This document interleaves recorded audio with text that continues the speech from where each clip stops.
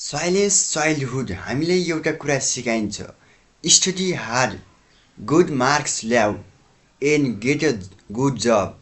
तर एउटा कुरा कहिल्यै सिकाइँदैन, how to become success in real life. के हाम्रो एजुकेसन सिस्टमले हामीलाई केवल इक्जाम पास गर्न सिकाउँछ वा जीवनमा अगाडि बढ्न पनि तयार बनाउँछ?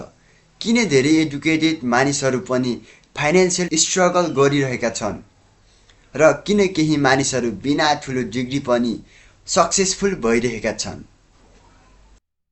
नेपालमा धेरै स्टुडेन्टको एउटै सपना हुन्छ, pass the exam, get a degree and find a job. तर समस्या यहीँबाट सुरु हुन्छ।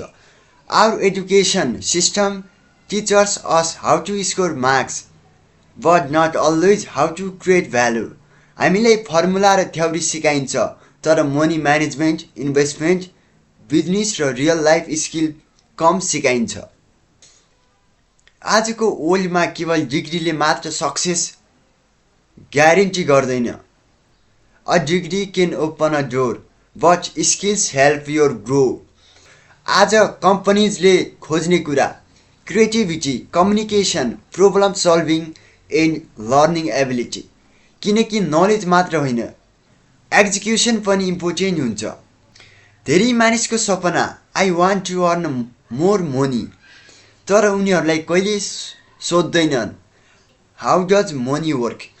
कमाउनु मात्र होइन, saving, investment, business and financial knowledge पनि आवश्यक हुन्छ।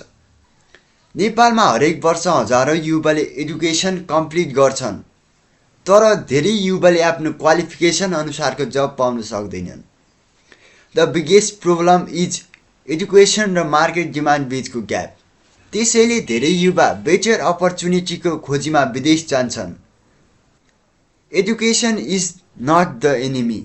शिक्षा हाम्रो जीवनको महत्त्वपूर्ण भाग हो, तर एजुकेसनसँगै प्र्याक्टिकल स्किल पनि चाहिन्छ। We needed to learn financial literacy, digital skills, communication skill, entrepreneurship, continuous learning.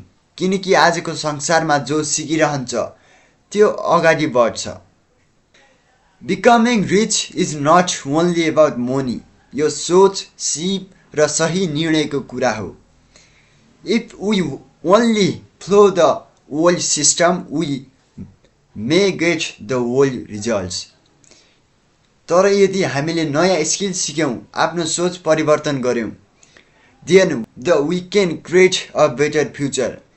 Because success is not built by a degree alone. Success is built by knowledge, skills and action.